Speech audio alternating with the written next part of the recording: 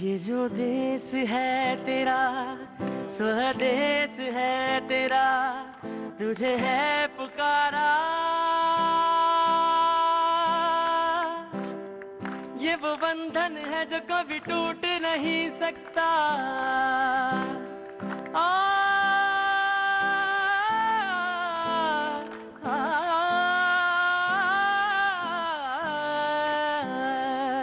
ये जो देश है तेरा, स्वदेश है तेरा, तुझे है पुकारा। ये वो बंधन है जो कभी टूट नहीं सकता। मिट्टी की है जो खुशबू तू कैसे भुलाएगा। तू चाहे कहीं जाए तू लौट के आएगा। नई नई राहों में, दबी दबी आहों में, खोए खोए दिल से तेरे कोई ये कहेगा। जो देश है तेरा। पाजी बहुत बहुत शुक्रिया, thank you so much, thank you, शुक्रिया। Faridabad, thank you so much. और मैं फरीदाबाद में मौजूद, सेक्टर कौन सा साहब ये? 49, 49 सेक्टर 49 के स्कूल में मैं मौजूद। Thank you so much for coming here. लेकिन आज प्रोग्राम छोटा होता है, लेकिन लोगों ने बताया भी, ये मुझे याद दिलाया कि भैया जी कहीं, मैंने कहा आज भैया जी नहीं, देश को जवाब दो। तो प्रोग्राम एक्चुअली में पॉलिटिशियन के बीच में होता है और मैं आज बगैर कोई वक्त गवाए बिल्कुल सीधे शुरुआत करना चाहूंगा। जो हमारे साथ मेहमान हैं उनको इंट्रोड्यूस करेंगे, लेकिन जो सवाल हैं जिसके दिमाग में वो जरूर पूछना चाहेंगे और आप लोग जरूर उस पर अपने हाथ जरूर उठा सकते हैं। लेकिन जो मेहमान हमारे साथ मौजूद हैं, राकेश भडाना जी हमारे साथ मौजूद हैं। बहुत बहुत शुक्रिया, आपके भाई विजय प्रताप जी चुनाव लड़ रहे हैं यहाँ से। Thank you so much sir Rakesh ji, thank you so much for coming. Santosh Yadav ji Aam Aadmi party का यहाँ पे पक्ष रखने के लिए मौजूद हैं। Thank you so much Santosh ji, जो आपने वक्त निकाला, बहुत कीमती सा, बहुत बहुत शुक्रिया। जगजीत कौर जी हमारे साथ मौजूद है। Thank you so much Jagjit ji, आपने इस चुनावी समय में समय निकाला, इंडियन नेशनल लोक दल से हमारे साथ यहाँ पर मौजूद है अपना कीमती वक्त लेकर। बहुत बहुत शुक्रिया। राजीव जेटली जी हमारे साथ मौजूद हैं, बीजेपी का पक्ष रखने के लिए मौजूद हैं। Thank you so much Rajiv ji, जो आप हमारे साथ यहाँ पर मौजूद हैं। Thank you so much.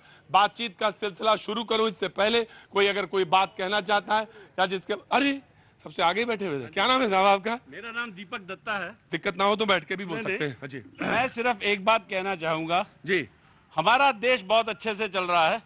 हमारे सैनिक कॉलोनी के 49 sector ward number 16 Bhatkal constituency की प्रॉब्लम्स हैं और उन्हीं मुद्दों पे बात होनी चाहिए। क्यों? तो आप तो डरा रहे हैं। नेशनल मुद्दों पे नहीं होनी चाहिए। क्यों? इन्हीं मुद्दों पे होनी चुनाव तो आपका हमारा चुनाव विधानसभा क्षेत्र भटकल का है। नेशनल मुद्दे नहीं चाहिए हमें। नहीं भाई, हम तो नेशनल वाला सर, नेशनल मुद्दे मोदी जी संभाल रहे हैं, हमें उन पे पूरा विश्वास है। क्या बात है? हमें विश्वास है। यहाँ पे विश्वास नहीं है।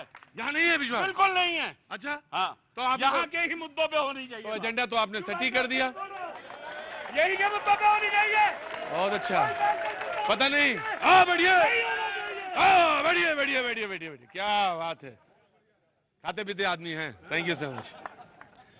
जाने अनजाने मामला सेट कर दिया इन्होंने। इन्हें नहीं मालूम है कितनी बड़ी चीज ये खेल गए हैं। हाँ, नहीं नहीं नहीं नहीं, इन्होंने बता दिया कि किस पर बातचीत होनी चाहिए और किस पर बातचीत नहीं होनी चाहिए। बाबूजी कहाँ से हैं आप?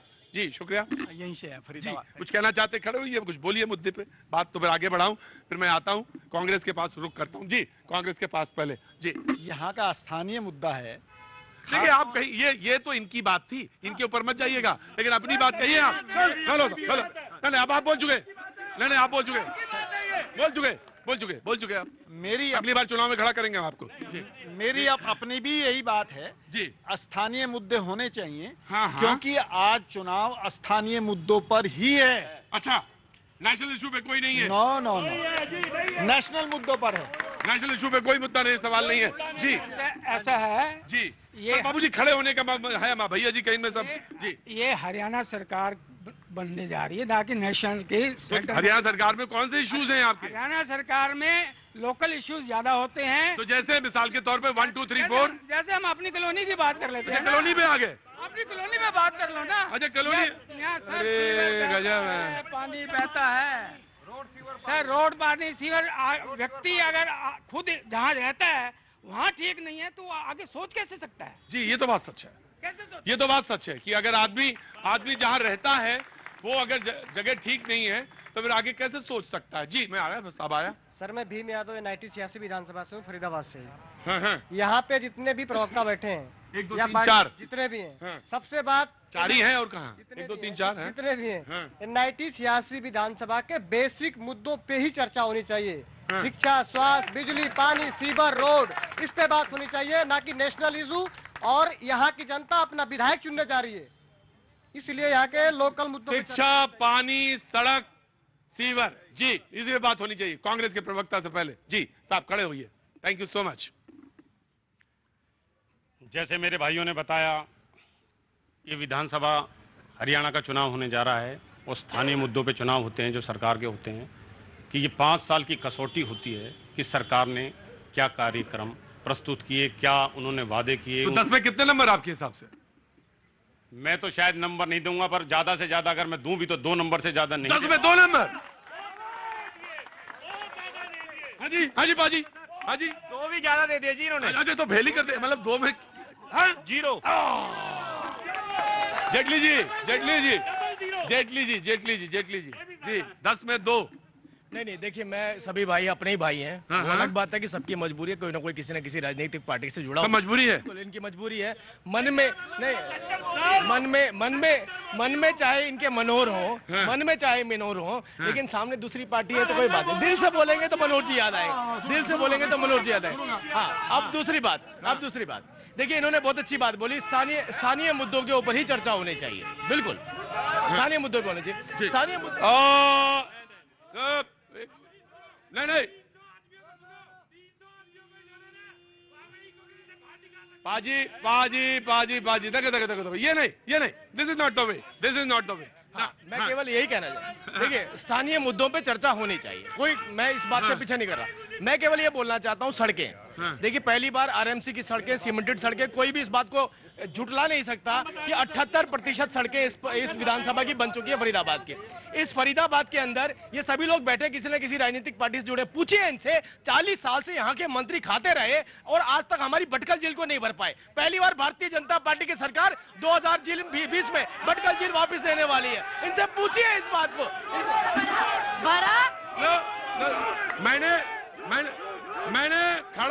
मैंने खड़ा किया था यहाँ पे, लेकिन मैं हटा भी सकता हूँ यहाँ से।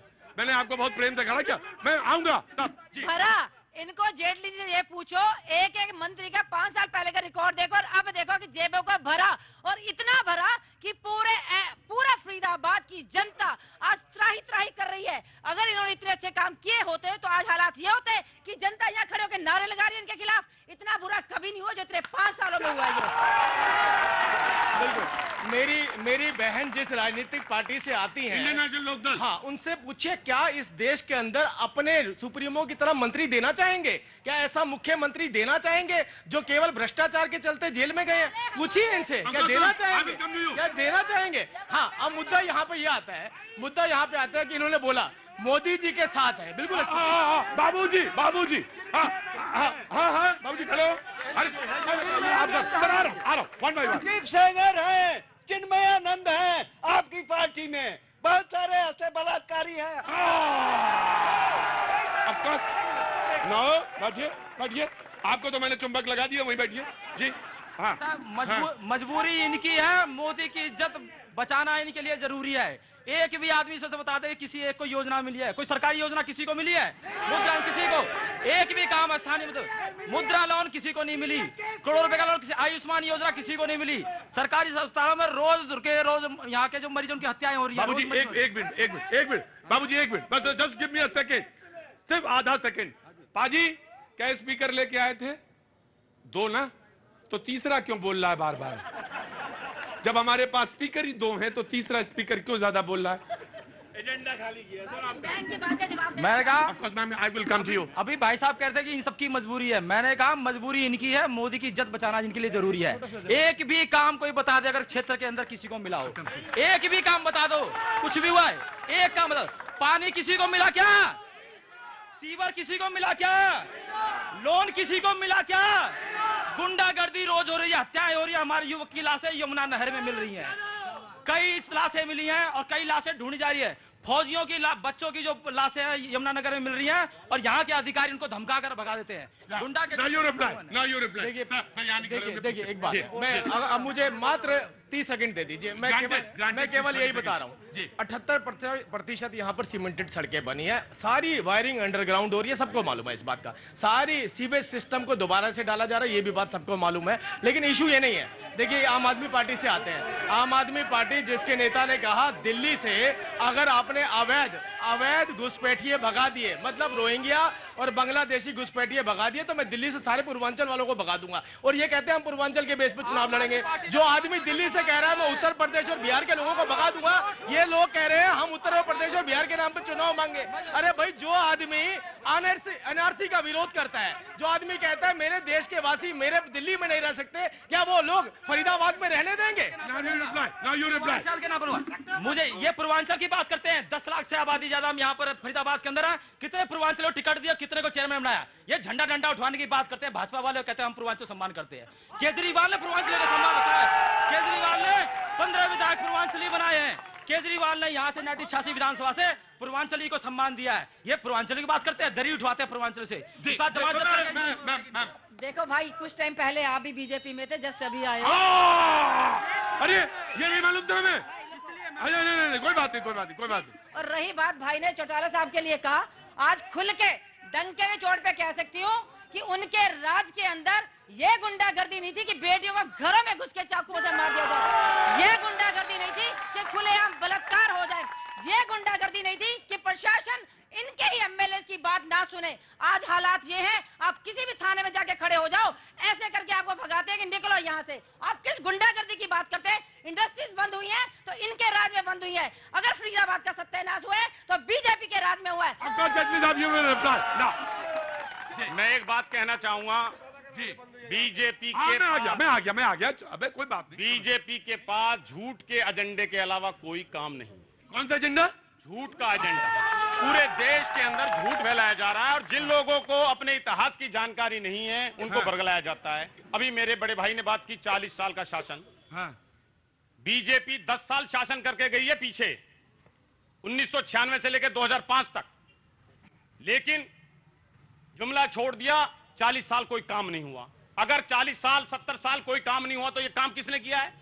किसने किया है? ना इनके पास कोई नीति है, ना कोई कार्यक्रम है। मुद्दों को चुराते हैं, दूसरों के मुद्दों को अपना मुद्दा बताते हैं, दूसरों के कार्यक्रमों को अपना। जैसे आप समझिए, जैसे अभी ये स्वास्थ्य योजना थी, आयुष्मान योजना है, किसने बनाई है? किसी को पता है? 1911 ये 2011 की योजना है। प्रधानमंत्री हमारे मनमोहन सिंह जी थे, उन्होंने ये योजना बनाई थी। देखिए, सबसे पहली बात है इस फरीदाबाद में, देखिए ये सब मैंने पहले बताया था, राजनीतिक मजबूरी हो सकती है। हमारे फरीदाबाद के अंदर लोग 12 बजे आइसक्रीम खाने जाया करते थे।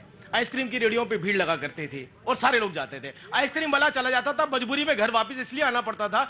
और क्यों खाने जाते थे? आइसक्रीम खाने का मूड नहीं था, बिजली नहीं आती थी, रात को सो नहीं सकते थे। आज बता दे कोई व्यक्ति 24 घंटे बिजली दी जाती है, बता दे वो दिन जब वो आइसक्रीम खाने के लिए सड़कों पे खड़े होते हैं, बता दे कोई। ये राजनीतिक मजबूरियां हैं इनकी, शोर मचाना है इनको।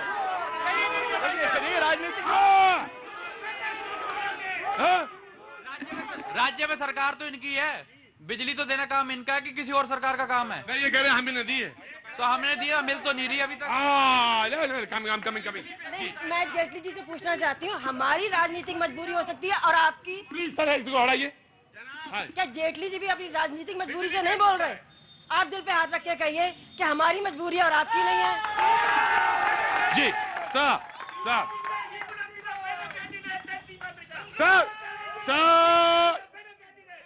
बैठिए। देखो दोस्तों, मुद्दे 47 सेक्टर के, 49 के, सैनिक कॉलोनी के, ये हमने बड़े नाजों से बनाया था विधायिका जी को, बीजेपी के। बेड़ा गर्क करके रख दिया इस कॉलोनी का। देखो मजे की बात बताऊंगा, आप तो जानते हो मुझे, मैं कितना मुंह फट आदमी। नहीं, आप बहुत बढ़िया आदमी हैं। हैं जी? मुझे एक भी काम गिनवा दे ये विधायिका जी और उनके खैर ख्वाह जो है। जी बिल्कुल। सर ये कौन आ गए? ये आप कहां से आ गए सर? हैं? जी मैं समझा नहीं सर। नहीं कोई बात नहीं। ये मेरे जानकार हैं इसलिए आ गए हैं। तो 2-4 और बुला लीजिए सर। नहीं हमारे भी कई नहीं मैं बिजली के मुद्दे पे एक बात कहना चाहूंगा। अभी मेरे बड़े भाई जेटली जी ने कहा जिस सेक्टर में रहते हैं विधायक भी उसी सेक्टर में रहती है, और एक कॉलोनी के लोग रात को बिजली लेने गए। आप इसकी जांच करा लीजिए, थाने में बंद करा दिए गए वो लोग, मुकदमे दर्ज हुए उनके खिलाफ। ये बिजली की बात कर रहे हैं आप, बिजली की तानाशाही कर रहे हैं ये लोग, लोगों की आवाज को दबा रहे हैं। जी मैं आ रहा हूँ। इधर किसका हाथ उठ रहा था? बाबूजी का हाथ उठ रहा था। बिल्कुल बाबूजी सब ठीक है ना? हाँ जी बढ़िया। अरे चुनाव हाथ होते रहेंगे, ये बताइए आप ठीक हैं? बिल्कुल सही। स्वास्थ्य सब अच्छा चल रहा है? सब बढ़िया चल रहा है। घर परिवार सब अच्छा है? सब बढ़िया। हाँ आप बोलो, आप जो बोलना आप बोलो। जो कह रहे थे हमारे सांसद जी, हाँ सांसद जी नहीं है वो, ये पार्षद जी। पार्षद जी कह रहे हैं। हाँ पार्षद जी अभी कह रहे थे, हाँ हमारे कांग्रेस से ही हैं ये पार्षद। हाँ अभी ये कह रहे थे कि बिजली की बात है कि पहले से थोड़ी बहुत ठीक है, लेकिन जैसे उन्होंने कहा कि लोग जाते हैं बिजली की समस्या लेकर, हाँ और वहाँ हमारे जो एमएलए साहिबा हैं, हाँ सीमा जी, वहाँ जाते हैं तो ग्रीन फील्ड की बात है। ग्रीन फील्ड वाले लोग आए थे कि हमारे यहाँ बिजली आ नहीं रही बिल्कुल, और वो आए तो इन्होंने पुलिस बुलाकर उनको हमें तो एक बात बताओ। हाँ जी, कि बिजली की समस्या सॉल्व हुई है, अच्छी हुई है या नहीं हुई है? पहले से हुई है। अच्छा ठीक है। और क्या नाम हो गया? अमित भड़ाना। अमित भड़ाना। अरे गजब है जी, बोलो भाई। ये कह रहे हैं कि यहाँ पानी, कौन कह रहे हैं? 4 लोग खड़े, इनमें से कौन कह रहे हैं? बीजेपी वाले कह रहे हैं यहाँ सब चीज की मतलब चकाचक है, विकास हुआ है। कहीं नहीं हुआ। यहाँ पानी तो टैंकरों से मंगाते हैं, पानी टैंकरों से आता है। पानी टैंकरों से आता है? जी मैम। टैंकरों से पानी आता है, वो भी पैसों के साथ, फ्री के साथ तो फिर भी नहीं देते। महीने का पानी आता है। हाँ सारा तो हिसाब तुम्हारे पास लिखा है। हाँ जो बोला भाई ने वो सही बोला जी। जेटली साहब पानी के ऑफ कोर्स आम आदमी पार्टी विल स्पीक। पहले आप ही बोल लो। मैं बताता हूँ। ये जो कह रहे हैं ना बिजली हम दे रहे हैं, बिजली। एक सवाल का जवाब दो आप, पहले सवाल का जवाब दो। पहले उधर थे, अब इधर आके कुछ सब ठीक ठाक है ना? ये जो कह रहे हैं ना बिजली दे रहे हैं, लेकिन इनके विधायक बिजली चोरी में पकड़े जा रहे हैं। और जो आम आदमी का बिजली का बिल है, आम आदमी का 10,000 का जिनका बिजली का बिल आता था, आज 1-1 लाख रुपए आ रहा है। जिसका 10 रुपए आता था उसका 1-1 लाख रुपए बिजली का बिल आ रहा है। और इनके विधायक जो मिलन वाले हैं बिजली चोरी में पकड़े जा रहे हैं, तो ये बिजली दे रहे हैं। ये लोग ऐसा कहीं बिजली नहीं दे रहे। जेटली साहब मैम एक बात, जो ये सैनिक कॉलोनी की बात चल रही है, मैं सैनिक कॉलोनी बिल्कुल इनके घर के बैक साइड पे हमारा भी घर है। यहाँ पे तब भी हालात ये थे कि सीवरेज साफ हमारे प्लॉट्स में किए जाते खालियों में, तब भी हालात यही थी। पानी तब भी सारी रात नहीं आता था। अगर औरतें यहाँ बैठी है तो बता दे, रात को उठ के यहाँ पे कपड़े धोती थी। यानी सैनिक कॉलोनी तब भी ऐसा था और आज भी ऐसा है। हम लोग सैनिक कॉलोनी से यहाँ से मूव किए क्योंकि लोग यहाँ पे जीने लायक जगह ही नहीं छोड़ी, सिर्फ सेक्टर नाम है। आगे मैम, मैं आ गया मैम। जी मैम, क्या नाम हो गया आपका? मेरा गीता शर्मा नाम है, आम आदमी पार्टी से महिला जिला अध्यक्ष हूँ। अच्छा, आम आदमी पार्टी से स्वागत है आपका, बहुत बहुत स्वागत है। ये भैया कहते हैं राजनीति हमारी मजबूरी है, बीजेपी वाले। अच्छा, बीजेपी वाले भैया। पर राजनीति हमारी मजबूरी नहीं है भैया, यहाँ के मुद्दे हमारी मजबूरी है। जो पानी, सीवर, ओवरफ्लो चल रहा है, बिजली, बेरोजगारी, आए दिन छोटी छोटी बच्चियों के साथ जो रेप की घटनाएं घटी जा रही हैं, वो हमारे मुद्दे हैं, वो हमारी मजबूरी है। राजनीति हमारी मजबूरी नहीं है। जी मैं आ गया बाबूजी, आ गया। पार्षद इनका बीजेपी का, एमएलए इनका बीजेपी का, सांसद इनका बीजेपी का, तो काम क्यों नहीं होते? ये तो सवाल हमसे पूछ रहे हैं। हमसे क्या पूछ रहे हैं? सीवर ओवरफ्लो हो रही है। सीवर ओवरफ्लो हो रहा है, पैर टेकने की जगह नहीं है। तीसरा सवाल है सीवर पे और पानी पर। जी, पानी पीने की सुविधा नहीं है, माता बहनों का बुरा हाल हो रहा है, निकलने का बहुत बुरा हाल है। चुनाव इस बार बहुत बढ़िया होगा, ये तो मुझे मालूम है। जी मैम नमस्ते। अरे रुकिए सर रुकिए, मैम से बात करने दीजिए। जी नमस्ते, क्या नाम हो गया मैम? नेहा कुमारी। जब फोटो खींच लिया आपने, बना लिया फोटो? सेल्फी ले रही थी, क्या कर रही थी? जी अच्छा, चलिए, हाँ सेल्फी ले लीजिए, चलिए, बहुत जरूरी है। हाँ, आपको बहुत आगे आ गई थी, कोई बात नहीं। आप बताइए सवाल क्या है आपका? सर सवाल कुछ नहीं, लेकिन पानी का समस्या है यहाँ। पानी का समस्या? पानी और नाला, थोड़ी सी बारिश होती है पूरा भर जाता है नाला। बहुत गंदा पानी। हाँ? ये देखो बिजली बिल आया है मेरा, कितने का एक बार देख लो जरा भैया जी आप। 78,000 से ज्यादा है। लाख है, 7 लाख। अरे बाप रे बाप, आपका बिल है इतना? जी जी, हर महीने बिल दे रहा हूँ, ठीक है। अभी ये 7 लाख रुपए बिल आया? जी जी, अभी जाके ठीक करा रहा हूँ, चक्कर लगा रहा हूँ। थैंक यू मैम, खड़ी हुई है। जी मैम, जी जी। सर इधर तो गटर का बहुत बुरा हाल है। मैं यहाँ 4 साल से रह रही हूँ। हाँ। और 2 साल से तो मुझे लगता है कि गटर जो है हमेशा रोड पे ही पानी बहता रहता है। पूरी गर्मी में हम टैंकर मंगा के पानी भरते हैं। हाँ। और कितने ब्लॉक हैं सैनी कॉलोनी के जहाँ विंटर्स में भी पानी नहीं आता है। मैं बी ब्लॉक से हूँ जहाँ गर्मी में तो बिल्कुल पानी आता ही नहीं है। पूरा सैनी कॉलोनी का यही हाल है। और रोड तो सर ऐसा है कि सारे टूटे पड़े हैं। आप एक बार चक्कर लगा के देख लीजिए। ये लोकसभा इलेक्शन से पहले 1.5 महीने पहले रोड बने थे जो अब बिल्कुल टूट गए, आपको कहीं नहीं दिखेंगे। क्या नाम हो गया मैम आपका? मेरा नाम रूपा है। Sorry ma'am. देखिए साहब, जब मैंने प्रोग्राम शुरू किया था देश को जवाब दो, यानी भैया जी कहीं नहीं होता है, सारे लोगों ने बोला और भाई साहब खड़े हुए और उन्होंने कहा कि देखिए साहब, जो आज का प्रोग्राम है वो आज का प्रोग्राम हमारे अपने मुद्दों पर होगा और नेशनल इश्यूज पर बातचीत नहीं होगी। ये आपका प्रोग्राम है, आप जैसा सेट करना चाहेंगे वो वैसे ही सेट हो जाएगा, इसमें दो राय नहीं। लेकिन ऑफकोर्स मैम, ऑफकोर्स आप सवाल पूछिए। मैम एक मिनट जस्ट मुझे कंक्लूडिंग की बात। सवाल ये है कि अगर समस्या है और लोग परेशान हैं तो वो परेशानी सामने आ रही है और वो दिखेगी, उसको तो एड्रेस करना पड़ेगा सर, वो तो आपको एड्रेस करना पड़ेगा। कुछ और जी, वो कुछ पूछना चाह रहे थे आप? हाँ जी। क्या नाम हो गया आपका? मेरा नाम बलदेव मेहंदी रत्ता है। जी। मैं यहाँ पर 10 साल से रह रहा हूँ। सब ठीक है? 3 साल से पानी की समस्या इतनी विकराल है जी कि विधायिका के घर जाते हैं तो कोई समस्या का हल नहीं होता। नगर निगम में जाते हैं, पानी की समस्या अखबारों में आता है। हाँ। कोई नहीं सुनता बिल्कुल। जी मेहंदी रत्ता साहब, ये सिर्फ एक क्वेश्चन उठाना है। NIT 86 में रहती हूँ अब। वहाँ पे हर दूसरी गली के अंदर खुलेआम दारू बिकती है। कैसीनोज वहाँ पे हैं। इससे पहले मंत्री थे, कुछ नहीं हुआ। आज जो विधायक हुआ, कुछ नहीं हुआ। यानी कि हर सरकार ने क्या आंखें बंद कर रखी है। खुलेआम दारू बिकती हो, बहन बेटी उन गलियों से निकल नहीं सकती। ये बहुत बड़ा सवाल है, ये कभी बंद होगा या नहीं होगा?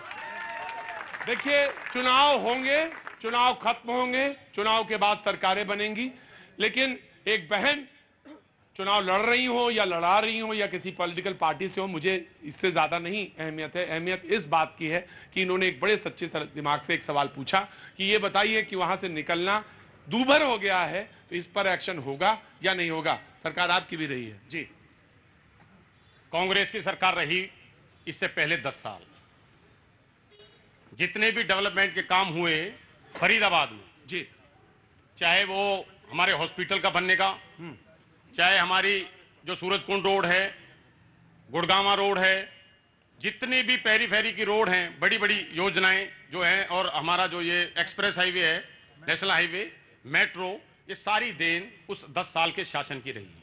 कांग्रेस पार्टी कार्यक्रम और नीति की पार्टी है, ये कार्यक्रम से और नीति से भटक गए हैं। जी देखिए, पहली बात, इस शहर के अंदर पहला पासपोर्ट ऑफिस किसने दिया? भारतीय जनता पार्टी ने। मैंने आपको बताया कि भटकल जेल गोल मर रहा है भारतीय जनता। बीच में शोर नहीं। अब मुद्दा यहाँ पे क्या है? मुद्दा this is not the way.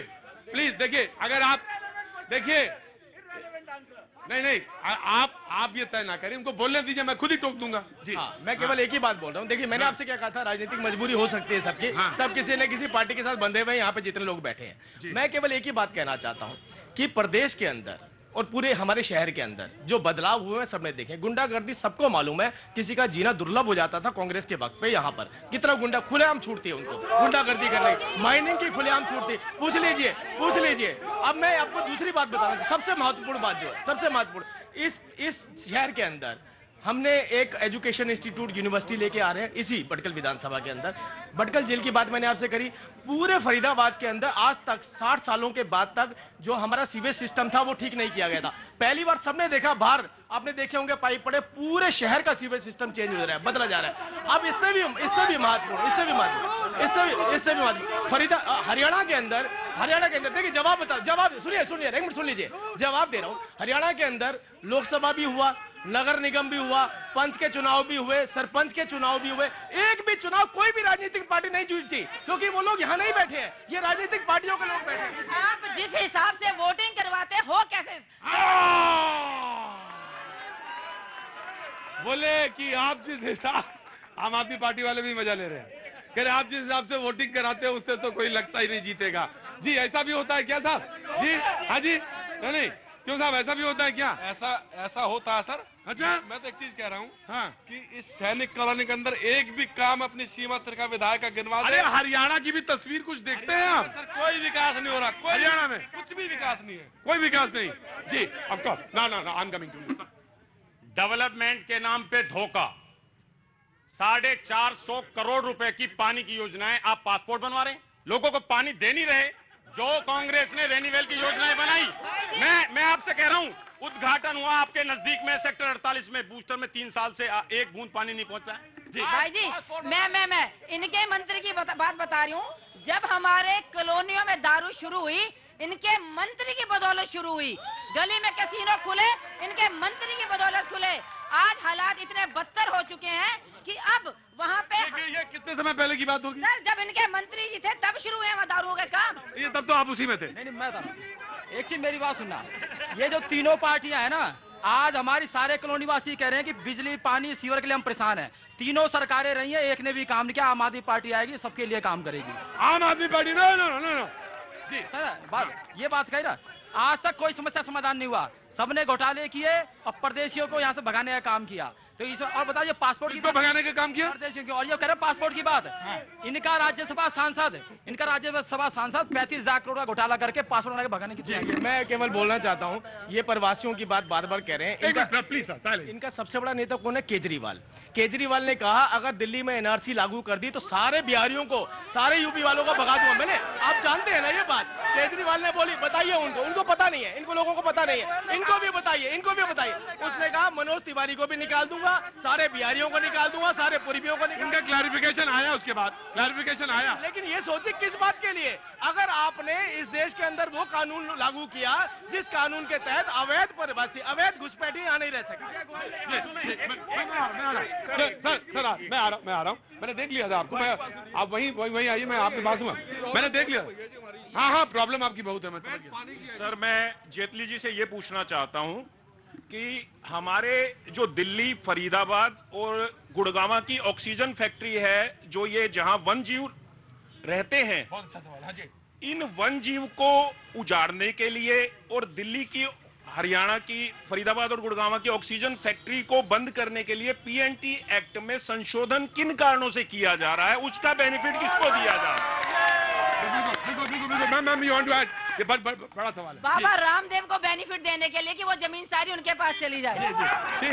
ठीक है, मैं आया। जी। देखिए, 70 साल में कांग्रेस ने भी कुछ नहीं किया और 10 साल में बीजेपी ने किया, सब जनता को पता है। जो जुमले की सरकार है, सब वादे झूठे किए थे, एक भी वादा पूरा नहीं किया जाता है और अभी तक एक भी वादा पूरा नहीं हुआ है। और लेकिन केजरीवाल जी ने जो वादे किए, वादे पूरे किए हैं। मैं यही जानना सारे चाह वादे रहा था पूरे। बिजली बिल में भी माफी की है, शिक्षा में भी जो स्कूल बनाया, आज तक किसी पार्टी ने ऐसा स्कूल नहीं बनाया। पूरे विश्व में उनका नाम है। स्कूल का जो स्तर जो सबसे ऊंचा किया है वो केजरीवाल जी ने किया है। किसी भी सीएम ने नहीं किया, किसी भी पीएम ने नहीं किया। जी।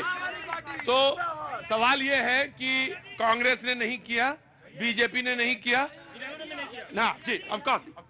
भैया जी, मैं ये कह रहा हूँ कि चाहे बीजेपी हो, चाहे आम पार्टी हो, चाहे कांग्रेस सरकार हो, कांग्रेस सरकार ने भी बहुत शासन किया और बीजेपी कर ही रही है।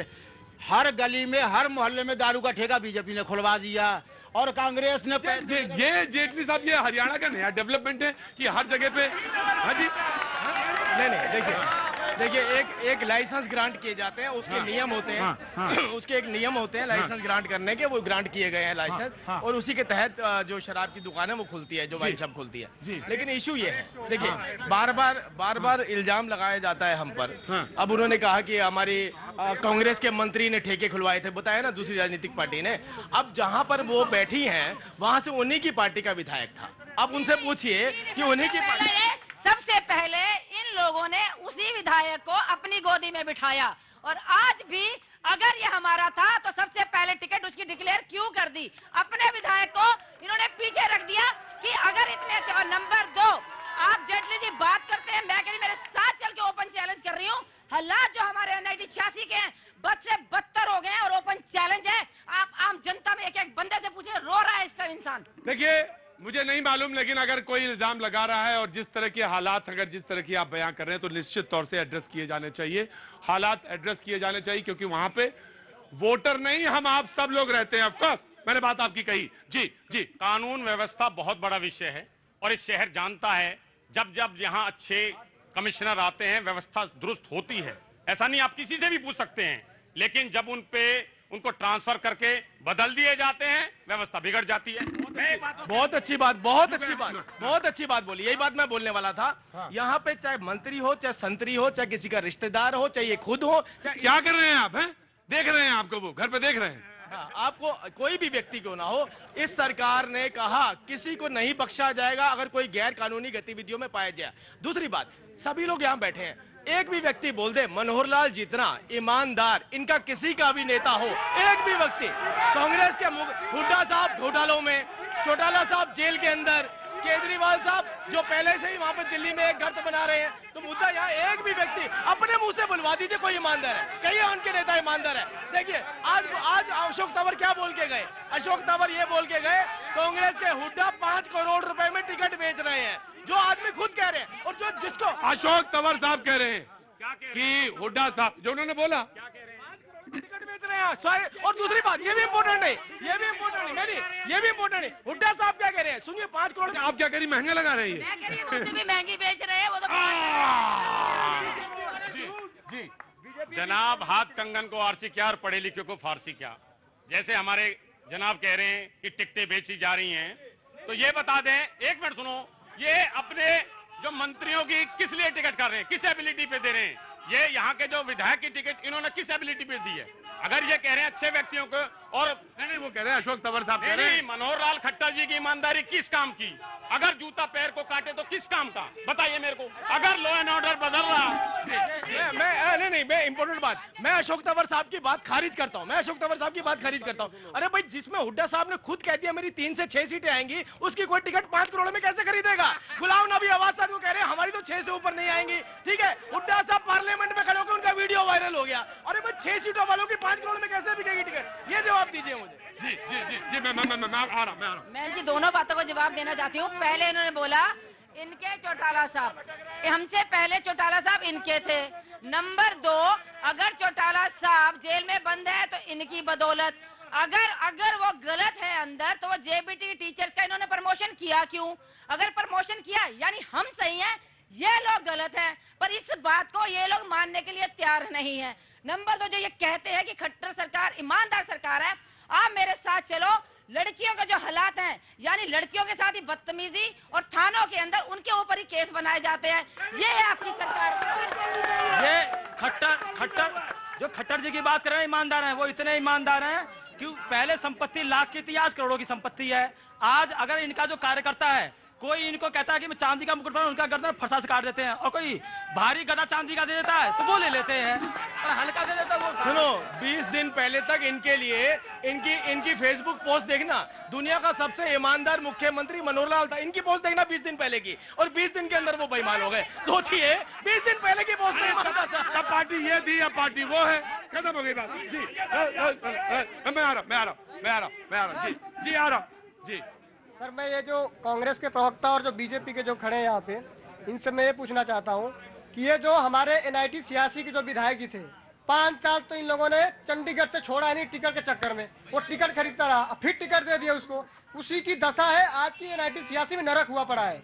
और जहाँ तक बात है बीजेपी के नेताओं को अपनी गर्दन कटवानी तो कटवाए, जनता नहीं कटवाएगी अपनी गर्दन।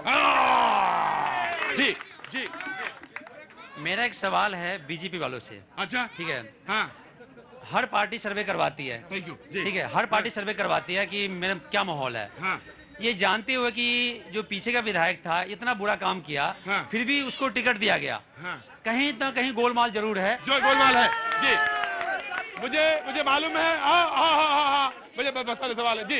एक सवाल है, हाँ जी, कुछ दिखाना चाह रहे हैं? अरे अब छोड़िए, पहले ऑन करिए, फिर मुझे दिखाइएगा जी।